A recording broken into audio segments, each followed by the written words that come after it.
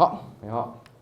好，那我们接下来就要进入更进一步了。知道了 OS 它的角色重要性、它的目的之后嘞，我们就来真的开始讲作业系统或整个电脑系统是如何透过作业系统来做运作的。好，那这个电脑的系统我们都知道的，就是 von Neumann 的 architecture 嘛，也就是你有 CPU， 你有 memory， 你有 I/O device， 把它串起来。就会成为一个电脑的这个架构，对不对？这是现在电脑都是这个样子啊。那所以呢，很重要就是所谓串起来是什么呢？就是就像你把你的电脑主机打开来啊，你会看见的上面有 bus 线，把它全部接起来，对不对？所以把各种的 device 都透过各式各样不同的 wire， 或许有点复杂，很多hierarchy，但是其实你把它 abstract 起来，它也就是透过这些 bus 把它连在一起。那所以连在一起之后，你的作业系统让在这台电脑上面的目的是什么呢？就是我们刚才说的去控制，而且是你要去 share 那一块 memory 啊，因为这些 device 全部都是这个自身有一个或是有线的在那边。可是如果你今天要执行任何程式，你的程式的 instruction 当然是 run 在 CPU 咯，然后 instruction 里面需要用的 data 一定要在 memory， 对不对？那你最后的结果，你可能就写到某一个 I/O 的 device 上面去，那 again 那是 control 的部分，但是呢 coordinate 的部分就代表问题在于今天有很多的程式，他们都有他自己instruction自己的要求，你要能够让他们同时 concurrent 的执行在这台电脑上，但是又不能出错。什么叫出错？简单来讲，就像我不能够修改到你的 memory 的 content。我们俩是不同程式，所以当然我的只能够修改我自己的资料咯。今天如果可以修改另外一个人资料，基本上电脑不能用嘛，对不对？所以怎么样子让它可以同时的去 share， 就变成这个 OS 要去负责的事情。好，那它再去让这个 CPU， 我们看 CPU 这是一个例子，来让大家知道 OS 到底是怎么样基本的运作。所以我们今天例子看到是，我们今天如果有个 CPU， 它要对一个 I/O 的 device， 比如说像是 disk， 要去做 I/O 的动作，读写一个资料，那 OS 到底在这里面扮演什么样子的一个角色？那你可以看见的，首先我们后面会讲更多 I/O 那边我这边大家基本上知道就好。所以最后一边当然就是 hardware device， 你就想一个一个 hard drive 那你为了要去把资料写过去，你要透过一个 controller 这个 controller 是硬体就是一个 hardware 的 controller 它的目的就是它能够做最 low level 的，可以去 control 这些 device 的磁头，比如说就是这个磁头的转动等等那你的资料的流动在这些 controller 上，为了要流动呢，它一定会有看见的 buffer， 所以呢资料要先写到这，再写出去为什么一定要 buffer？因为 I/O device 很慢，对不对？那这个50分好，我们讲完这个就好，抱歉那 CPU 这边呢很快，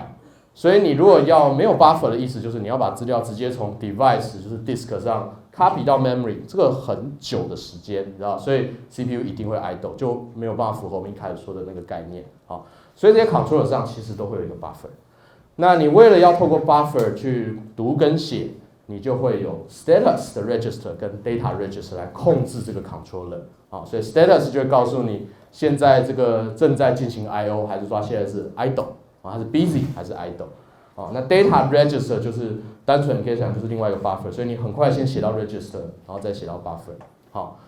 那这是一个这样的一个流程那所以呢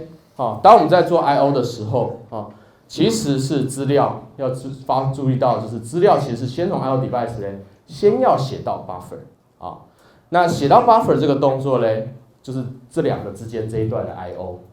是由 controller 做就好，因为 controller 其实它自己也有一个简单的 CPU chip， 所以它可以去控制，可以做动作所以它可以自己去完成这件事情，没有问题，跟 CPU 无关但是后面因为 memory 是 CPU 在使用的，所以这一块这个 bus 这个后半段的 I/O 一定要透过 CPU 下指令，或者另外一个人下指令去控制这些值，然后去完成这个 I/O 的动作。好，所以其实分成两段的。好，那我们可能讲这个啊，好，那所以呢，怎么做到这件事情？就是在 CPU 这边怎么控制，这是一个非常非常简单的基本的例子，基本的方式。大家知道这个我们等一下下个再讲怎么样可以 improve 它哈。那基本上这个例子呢，就是我要把一段字串把它写到 I/O device 上。那因为速度的关系嘛，所以我不可能一次把资料全部塞到 buffer， 因为 buffer 空间有限，对不对？所以呢，一个方式呢，我们叫所谓的 busy waiting 的意思就是说，你如果 buffer 写满，你就要等，对不对？等到 buffer 真的全部写到 hard disk 之后，你清空了，你再写下一批，啊，所以其实是必须要这样子分两段过去的，啊，所以在 CPU 这边的 code， 一个基本的 busy waiting 的写法就是，我会一直在这边看我的 character， 这个只是就是结尾啦，所以看到这个 character 我就知道哦，我的字串结束而已。那我就不断的想要把东西写出去嘛，对不对？可是我写出去的时候呢，因为我会怕它在 busy， 就是说它还没把 buffer 清空，所以我这边一定会需要写一个 while loop 去 pick 它，就是去看那个 status register 的值啊，是 busy 的，那我就只能在这边等 busy waiting， 所以我们叫 busy waiting 嘛。那当这个值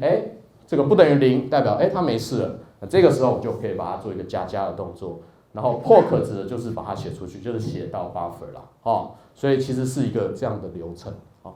那这边大家注意到就是这个动作了 ，while 在 pick， 意思就是说你在做 I/O 的时候，其实你真正在写的时间，并不是所有的时间，你其实还花一段时间在等，说什么时候我可以把它写出去。那如果这样的话，你虽然你的 I/O 很慢，就我们之前说的嘛 ，I/O 很慢，你花了10个 millisecond。这10个 millisecond CPU 在干嘛？浪费，在它是某种程度的 idle 了嘛，对不对？它只在浪费你的 CPU cycle， 等于是在 idle 一样，哦。所以如果是这样的方式在做 I/O， 我们的电脑是不可能运作的，哦，或者是非常非常没效率。尤其如果你写的字串很长的话，很久的话，哦，所以这个其实是没有办法让这个实现我们一开始说的 I/O 跟 CPU 有没有要 overlap。这个是做不到的，因为它其实会一直霸占 CPU， 同时霸占 CPU， 同时霸占 I/O， 那你的电脑是没办法做 sharing。好，那我们就休息10分钟，回来解释如何透过 interrupt 可以解决这个问题，就是现在真正 OS 的控制的方式。